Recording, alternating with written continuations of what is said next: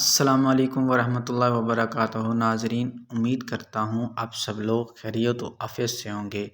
آج کی ہماری ویڈیو ہے میاں بیوی کا ایک بستر پر سونے کا ثواب اور حدیث نبوی۔ اس ویڈیو میں ہم بتائیں گے آپ کو کہ میاں بیوی ایک بستر پر سونے کا ثواب اور حدیث کے مطابق۔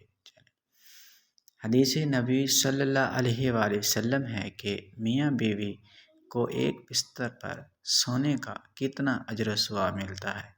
مرد کا اپنی بیوی کے ساتھ اکٹھے ایک بستر پر سونا افضل ہے، علاوہ کہ کسی ایک کو عذر ہو، اس لیے کہ مقصد ہم بستری کرنا نہیں ہے، بلکہ مقصد اس کے کہ دل یعنی بیوی کو خوش کرنا ہے۔